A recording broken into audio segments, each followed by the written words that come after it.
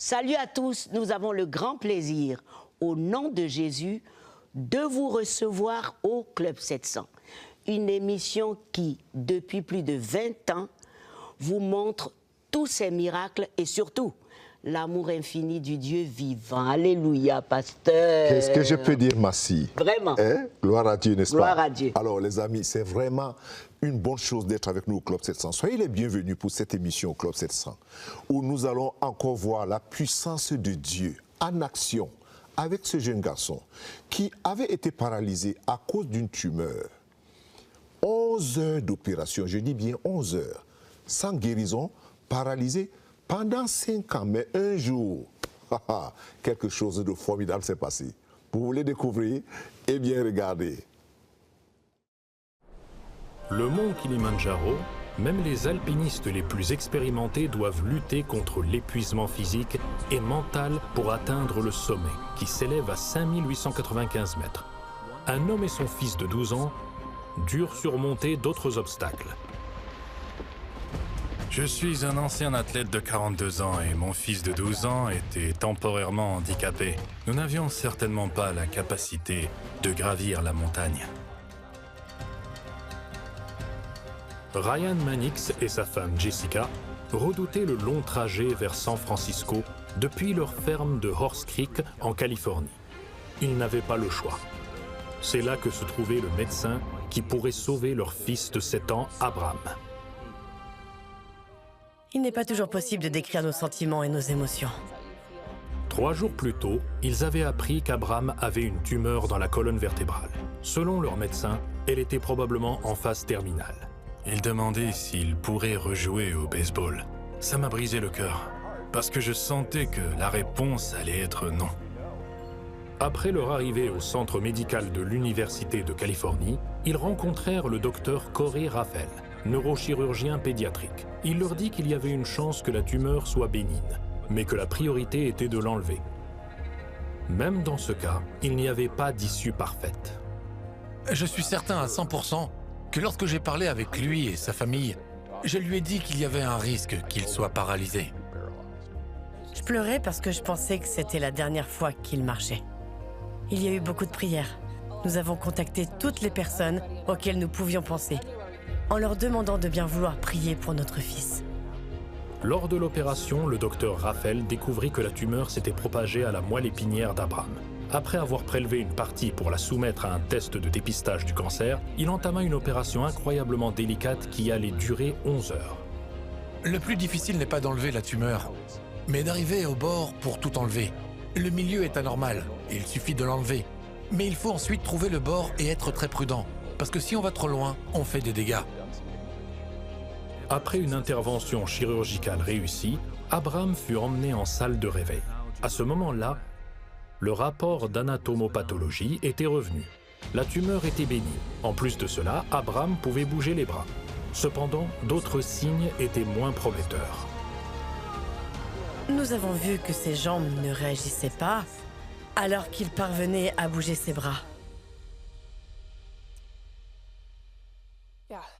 Jessica refusa de croire que c'était l'issue finale. Je n'ai jamais été si ferme avec Dieu. Je n'ai pas accepté de réponse négative. Je lui ai dit qu'il allait remarcher. 2 jours plus tard, le jour de Thanksgiving, Abraham bougea une de ses jambes en travaillant avec un kinésithérapeute. Bien qu'il ait continué à progresser, le docteur Raphael leur rappela que le processus serait très long. Il est encourageant de voir qu'il peut bouger. Je pense que nous allons voir une bonne amélioration. Mais lorsque vous reviendrez me voir dans 6 semaines pour me dire qu'il s'est amélioré, mais que ce n'est pas encore très bon, je vous dirai qu'il faut attendre encore 6 semaines. Puis vous reviendrez dans 3 mois. Et je vous dirai, attendons encore 3 mois, parce que cela peut prendre 1 ou 2 ans pour que la moelle épinière se stabilise après une telle blessure. Abraham continua à progresser et, après 2 mois de rééducation, il put partir. Au lieu d'être transporté en fauteuil roulant, il a convaincu le personnel de le laisser sortir avec un déambulateur. Après tout, il y avait de l'argent en jeu. Mon grand-père avait parié 200 $ qu'il me ferait sortir en fauteuil roulant. Je pense qu'il n'y croyait pas vraiment et qu'il essayait juste de m'encourager. Mais j'ai gagné le pari. Je pensais à cela avant tout. Au cours des 5 années suivantes, grâce à la kinésithérapie et à la prière, Abraham continua à progresser. Lorsque sa jambe gauche fut complètement rétablie, ainsi que la majeure partie de sa jambe droite, il peut continuer à profiter de ses frères et de la vie dans la ferme familiale.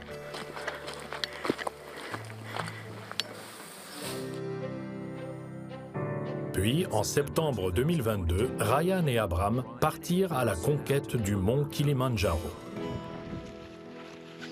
Ce n'est ni par la puissance ni par la force, mais c'est par mon esprit, dit le maître de l'univers. C'est un passage que nous avons médité pendant notre ascension. Après 6 jours à lutter contre les températures glaciales et la fatigue, ils atteignirent le sommet, connu sous le nom d'Uhuru Peak. Nous avons marché ensemble jusqu'au panneau du sommet et l'avons touché en même temps. Je l'ai serré dans mes bras, je lui dis que je l'aimais et que j'étais fier de lui. Nous nous sommes retournés, nous avons regardé le paysage et tout ce que je pouvais faire, c'est proclamer que Dieu est un Dieu de miracles. Il avait emmené un garçon paralysé depuis le niveau de la mer jusqu'à 5895 mètres d'altitude. Abraham accepta tout cela sans sourciller. J'aurais été très déçu d'avoir traversé tout cela et de ne pas avoir pu arriver au sommet. La famille ne manqua pas d'inclure le docteur Raphaël dans leur célébration. La famille m'a envoyé un mot pour me dire ce qu'ils avaient accompli. Cela m'a fait très plaisir. Parce que c'était vraiment merveilleux. Abraham, désormais adolescent, continue de vivre sa vie avec beaucoup d'enthousiasme. Il va de l'avant, repousse les obstacles et se lance à la poursuite de sa prochaine aventure. J'aurais dû me douter qu'Abraham serait tout sauf normal, car Dieu ne l'a pas créé pour qu'il soit normal. Il est allé faire quelque chose d'extraordinaire pour n'importe quel enfant de 12 ans. On dit toujours que Jésus peut tout faire, mais une fois qu'il a fait vraiment quelque chose d'incroyable, c'est différent.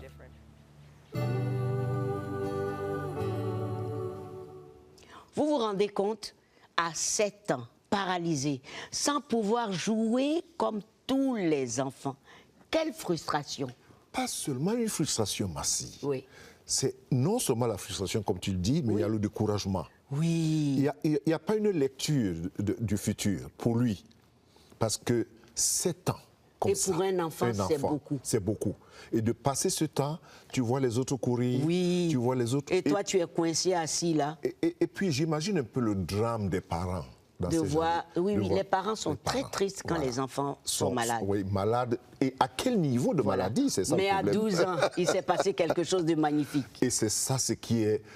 Je ne sais pas comment le dire, le décrire, mais je pense que nos amis auront la surprise lorsque je vais un peu exhorter tout à l'heure. Ah bon, parce qu'il a pu marcher, et pas seulement marcher. Kiri, il monter le mont Kilimandjaro. Voilà. Ah là là, Dieu est puissant. Tellement puissant, Massi. Très puissant. Et il est puissant pour vous, les amis, n'est-ce pas, Massi? Tout à fait. Pour tout le monde. Donc ne nous quittez pas tout de suite pour beaucoup de bonnes choses à voir. Savez-vous que vous pouvez suivre le Club 700 à n'importe quelle heure, où que vous soyez? Le Club 700 est accessible 24 heures sur 24 sur notre chaîne YouTube, Facebook, Instagram et Twitter. Vous y trouverez les méditations du pasteur Kofi et de Massi Domingo, ainsi que des témoignages exceptionnels qui vous encourageront au quotidien. Là où vous êtes, laissez le Club 700 vous édifier et vous fortifier pour la journée.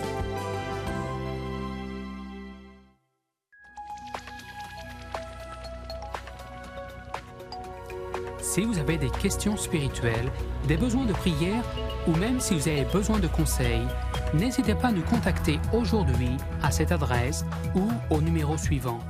Nos conseillers sont là pour vous aider. N'oubliez pas, nous sommes là pour vous.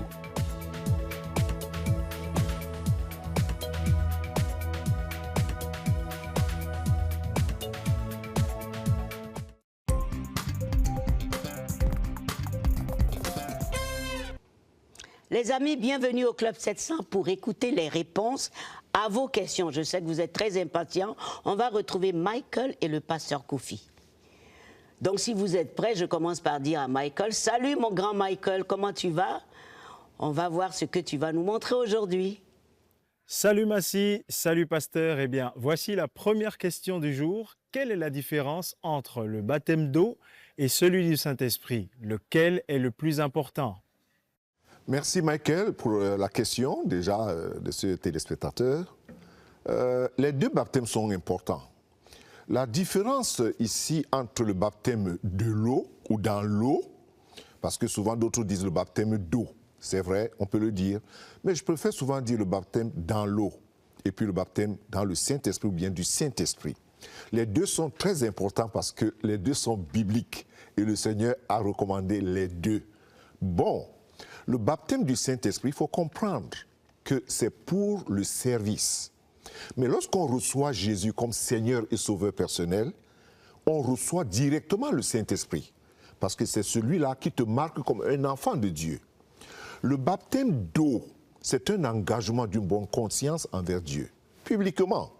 C'est pas juste un rituel comme d'autres le font aujourd'hui. On pense que, bon, si je suis baptisé d'eau, je suis sauvé. Non, le baptême d'eau ne nous sauve pas, mais c'est un engagement de ma conversion à Christ, de ma repentance. Repentez-vous et que chacun de vous soit baptisé. Et c'est ça qui est important. Donc, les deux baptêmes sont vraiment importants. Il n'y a pas un plus grand que l'autre. Mais il faut savoir que ça vient du Seigneur. Deuxième question, qu'est-ce que le blasphème, pasteur? Pour faire ça court, parce que si je me mets maintenant à faire de la théologie, beaucoup de personnes risquent de se perdre dans tout ce que nous aimons dire. Nous, les pasteurs, on aime beaucoup bavarder. Le blasphème, c'est le rejet de Dieu, en un mot. C'est lorsqu'on rejette Dieu. On ne croit pas que Dieu existe ou que Jésus est venu dans ce monde en chair humaine pour sauver les hommes que nous sommes. On le rejette. Ça, c'est le blasphème du Saint-Esprit. Blasphémer que Dieu n'a jamais existé, ou bien Jésus n'a jamais existé, la puissance du Saint-Esprit n'existe pas. Ça, c'est blasphémer. Alors, c'est pour faire simple, Michael. Troisième et dernière question, que dois-je faire pour devenir serviteur de Dieu? Waouh! Celui-là, il veut devenir serviteur de Dieu. Alors, je conseillerais à cette personne et à toute autre personne qui aspire à devenir serviteur de Dieu, devenez d'abord serviteur de vos parents, si vous en avez. Devenez serviteur d'un homme ou bien de quelqu'un qui est à côté de vous. Apprenez à servir un homme. Ainsi, vous allez aussi apprendre à servir Dieu. Parce que je crois que beaucoup de personnes aujourd'hui pensent que servir Dieu, c'est se lever un matin, parce qu'on a eu un rêve, on a eu peut-être une révélation, et puis on dit, OK, je m'en vais servir Dieu. Non. Vous savez, je le dis pourquoi? Parce que Jésus, avant de servir le Père, il a passé 18 ans à servir sa maman et ses parents et ses frères. On parle de Jésus de sa naissance jusqu'à l'âge de 12 ans. Et de 12 ans à 30 ans, on ne parle pas de lui. Où est-ce qu'il était pendant 18 ans? On reparle de lui à l'âge de 30 ans. Jésus était où? Pendant 18 ans. Il était en train de raboter le bois. Il était en train de faire les murs, les toitures. Il était en train d'aider au village. C'était l'homme qui faisait tout. C'est pour cela qu'on l'appelait dans Marc 6. N'est-ce pas le charpentier? On le connaissait comme charpentier, pas comme un faiseur de miracles. Apprenez à servir les hommes, vos parents, vos aînés, et vous allez aussi apprendre à servir Dieu un jour. C'est comme ça, Michael. Merci. Merci, pasteur. À toi, Massi. Et voilà, merci, pasteur, merci, Michael. Et vous, chers amis, vos questions sont toujours les bienvenues. Bien reçues aussi. Je vous propose encore un témoignage qui va beaucoup vous encourager. C'est celui de Madame Simisola qui, après plusieurs fausses couches, se retrouva enfin enceinte et heureuse. Mais voilà qu'une maladie grave la cloua au lit, mettant même en danger l'évolution de la grossesse. Vous vous demandez ce qui va se passer? Regardons ensemble. Quand j'étais en CE1, je crois que le professeur a demandé « Ok tout le monde, écrivez ce que vous voulez faire quand vous serez grand. » Je me souviens m'être demandé ce que je voulais faire. Le mot « maman » m'est venu immédiatement. J'avais hâte d'être maman. C'est ce que je voulais faire. Après s'être mariée avec Sam en 2012, Simisola croyait que son rêve devenait réalité lorsqu'elle découvrit qu'elle était enceinte. J'étais super excitée. J'étais tellement excitée. J'étais enceinte et j'allais réellement devenir maman. Je voulais savoir ce qui se passait chaque semaine. Que fait le bébé? Quel est son développement? Que dois-je manger? Que dois-je boire? J'étais enceinte de quelques semaines lorsque j'ai commencé à avoir des crampes. Je me suis dit que je devrais me faire contrôler. 6 semaines après le début de sa grossesse, le médecin lui annonça qu'elle faisait une fausse couche. Je n'étais pas préparée à entendre ça. C'était mon bébé de lune de miel. C'était notre enfant. Alors comment se fait-il que je sois enceinte et que je perde cette grossesse? J'étais totalement sous le choc. Je me suis dit, ok, il s'agit d'un cas isolé. Je ne sais pas pourquoi c'est arrivé, mais nous allons continuer à essayer.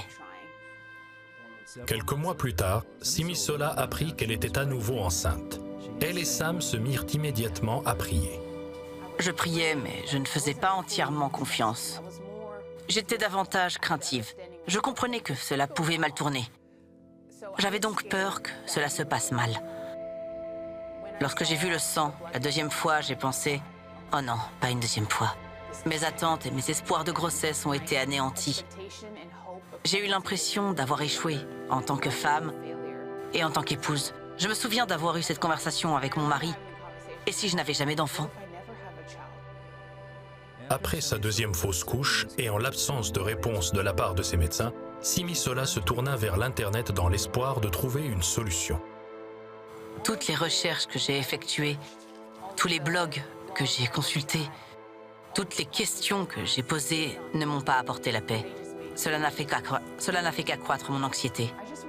Je me souviens, dans un moment de culte personnel, je me suis demandé, Dieu, et si je ne devenais jamais mère, qui serais-je?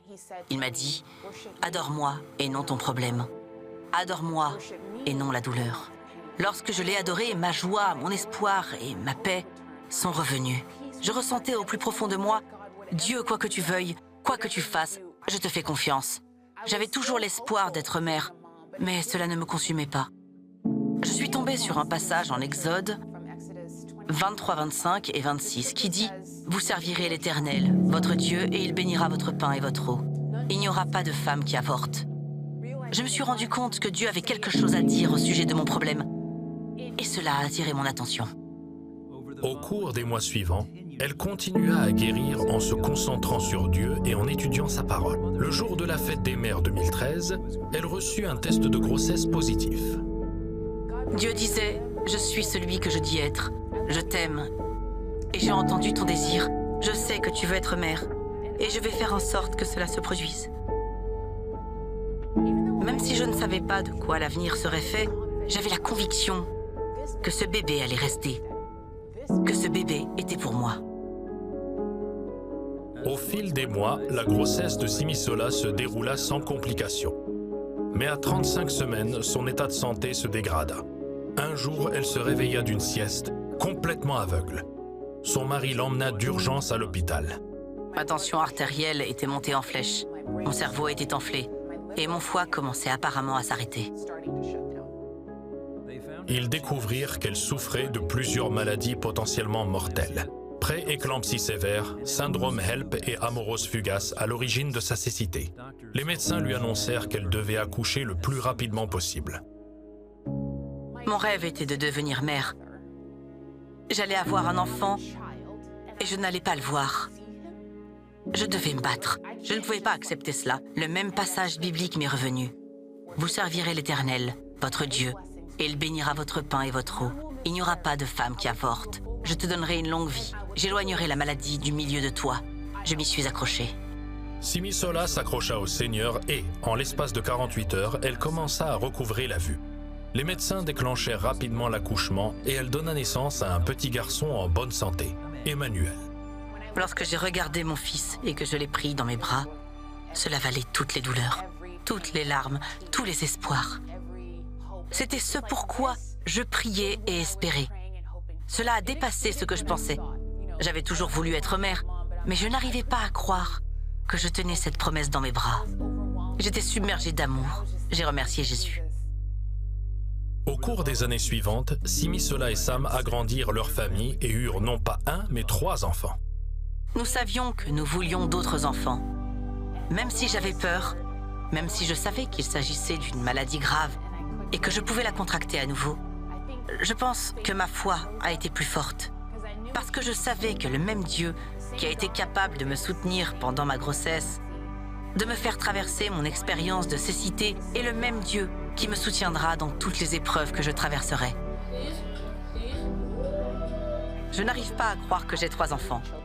Le simple fait de dire « j'ai 3 enfants » à voix haute est extraordinaire. Chacun de mes enfants a dépassé tous les rêves que j'aurais pu avoir. Tout ce que Dieu m'a demandé de faire, c'est de l'adorer. En tant que mère, adore-moi et ne te demande pas comment régler ton problème. Avec Dieu, Dieu avec moi, Emmanuel, je peux le faire. Merci de nous retrouver pour écouter un peu le message qui est la parole de Dieu. J'ai intitulé cela « L'amour de Dieu dans ses guérisons ». Par exemple, lorsqu'on regarde ce que Dieu a fait. La Bible dit qu'il y avait un homme boiteux de naissance qu'on portait et qu'on plaçait tous les jours à la porte du temple appelé la Belle pour qu'il demandât l'aumône à ceux qui entraient dans le temple. Cet homme, voyant Pierre et Jean qui allaient y entrer, leur demanda l'aumône. Pierre, de même que Jean, fixa les yeux sur lui et lui dit « Regarde-nous !» Et il les regarda attentivement, s'attendant à recevoir d'eux quelque chose. Alors Pierre lui dit « Je n'ai ni argent, ni or, mais ce que j'ai, je te le donne. » Et il dit « Au nom de Jésus-Christ de Nazareth, lève-toi et marche. » Et le prenant par la main droite, il le fit lever. Au même instant, ses pieds et ses chevilles devinrent fermes. D'un saut, il fut debout et il se mit à marcher. Il entra avec eux dans le temple marchant, sautant et louant Dieu. Tout le monde le vit marchant et louant Dieu. Et il reconnaissait que c'était celui qui était assis à la belle porte du temple pour demander l'aumône. Ils l'ont reconnu. Ils furent tous remplis d'étonnement et surpris au sujet de ce qui lui était arrivé. Pierre, voyant cela, dit au peuple, « Hommes israélites, pourquoi êtes-vous étonnés, avez-vous les regards fixés sur nous? Pourquoi avez-vous les regards fixés sur nous, comme si c'était nous, et par notre propre puissance ou par notre propre piété, que nous eussions fait marcher cet homme, le Dieu d'Abraham, d'Isaac et de Jacob? Le Dieu de nos pères a glorifié son serviteur Jésus, que vous avez fait mourir. Vous avez fait mourir le prince de la vie. Dieu l'a ressuscité des morts, et nous en sommes témoins. Et il dit ceci, c'est par la foi en son nom que son nom a raffermi celui que vous voyez et que vous connaissez. C'est la foi en lui qui a donné à cet homme cette entière guérison en présence de vous tous. Waouh, formidable. Tout ça, c'est écrit dans Actes des Apôtres. C'est écrit dans Actes des Apôtres. Pourquoi je vous donne cette histoire? Parce que Massi et moi, nous voulons prier pour les malades. Tout au long, il n'y a que guérison. Tout au long, il n'y a que miracle. Tout au long, il n'y a que intervention de Dieu. N'est-ce pas, Massi? Formidable. Voilà. Et c'est ce que nous avons. Jésus. Ni or, ni argent. Et c'est ce que nous leur donnons. Le nom du Seigneur. Croyez et vous verrez votre bénédiction. Au nom de Jésus-Christ, nous prions, Seigneur. Alléluia. Touche quelqu'un en ce moment. Oui, Seigneur. Qui est en train de regarder cette émission. Oui. Qui souffre, qui est malade. Oh, Jésus. Touche quelqu'un en ce moment maintenant, oui, Seigneur Jésus. Et que le nom de Jésus, qui a ramené cet homme guéri totalement, Alléluia, ramène ceux qui sont malades guéris. Restaurés. Seigneur, restaure-les. Amen. Au nom de Jésus-Christ. Alléluia. Soyez guéris. Alléluia. Le nom de Jésus est puissant pour vous guérir. Oui, Seigneur. Amen. Amen. Et amen. Amen. Dieu vous bénisse. Amen. Les amis, vraiment, dites, vous êtes guéris au nom de Jésus. Ne nous quittez pas, à tout de suite.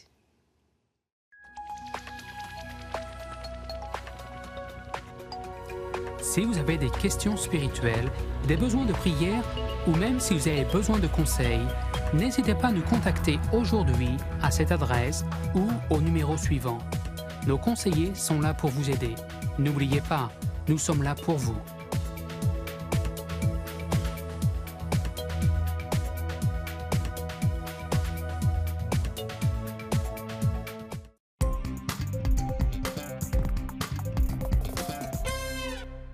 Merci de nous retrouver au Club 700 pour voir la bonté de Dieu en action avec ces 2 frères jumeaux, nés tous 2 avec une malformation du cœur. Donc leur vie était en danger. Les parents sans argent, le secours était très urgent. Regardez comment il est arrivé. En grandissant, les jumeaux Yang tombaient toujours malades. Ils attrapaient souvent des rhumes et des fièvres. Alors nous les emmenions dans une petite clinique pour qu'ils reçoivent des injections et des médicaments. Nous leur donnions des aliments nutritifs pour renforcer leur corps et nous pensions qu'ils iraient mieux en grandissant. Pourtant, les choses empirèrent. Un jour, Xing s'est effondré alors que les garçons jouaient au basket. Il transpirait et son visage était blanc. Il a mis la main sur son cœur et a halté pendant tout le chemin du retour. Il a dit « J'ai peur, je ne veux pas mourir ». Ces paroles m'ont rempli de terreur. J'ai donc emprunté de l'argent à un voisin et j'ai immédiatement emmené Xin à l'hôpital. Les médecins découvrirent que Xin avait un grand trou dans le cœur qui s'était agrandi depuis qu'il était bébé. Lorsqu'ils examinèrent le cœur de son frère, ils constatèrent la même chose. La santé de mes garçons ne cessait de se dégrader. Ils pouvaient à peine marcher. Mes fils m'ont demandé « Maman, est-ce qu'on va mourir si on ne se fait pas opérer ?» Nous devions rester à la maison et lire, regarder la télévision ou simplement dormir. J'étais très triste. Mon frère me lisait des histoires sur Superman. Il m'a dit « Mon frère, tu es mon héros, tu vas guérir. » Quand j'étais malade, Xin me disait qu'on s'en sortirait ensemble. Le couple était pauvre et n'avait pas les moyens de payer l'opération. C'est alors qu'un ami leur a parlé d'opération bénédiction et vous avez permis aux 2 garçons d'être opérés. Aujourd'hui, ils sont énergiques et ils ne se fatiguent jamais. Une fois, nous avons joué au basketball de 14h à 22h. Mes camarades de classe disent que je suis comme une nouvelle personne. Mes garçons sont guéris. Nous sommes heureux du fond du cœur. J'apprécie vraiment les donateurs d'Opération Bénédiction qui nous ont aidés. Nous ne savons pas ce que nous aurions fait sans vous. Vous savez pourquoi je fais la main comme ça? Parce que Obi a réagi très vite pour payer l'opération et sauver la vie des jumeaux Yang. Quelle joie, n'est-ce pas, Massi? Quelle joie pour les parents, oui, parce qu'un cœur qui ne fonctionne pas, ce n'est plus la vie. Ah, Massi, c'est formidable. C'est formidable. Formidable parce que nous voulons dire toujours à nos amis, merci. Merci. À tous les partenaires, merci. Parce que leur don aide à sauver les vies. Oui. Et en même temps, un appel à tous nos autres téléspectateurs. Nous vous encourageons, s'il vous plaît, devenez aussi partenaire du Club 700. Sauvez une vie, 2 vies, 3 vies. Et puis nous avons tellement de transformations qui se... Vraiment, tellement de transformations. Et ça, c'est tellement important. Il vous a tout dit. Vous pouvez nous joindre très vite pour cela. J'allais dire encore très bien et merci à vous tous. Les amis, retrouvons-nous comme d'habitude sur YouTube pour voir Superbook et d'autres émissions. Je vous invite aussi à méditer ce verset de Proverbe 4. Écoute mon fils, ma fille, reçois ma parole et les années de ta vie se multiplieront. Ça, c'est une longue vie, pasteur. Une longue, longue vie. Et les années de ta vie se multiplieront. Oui. Merci beaucoup. Oui. À très bientôt.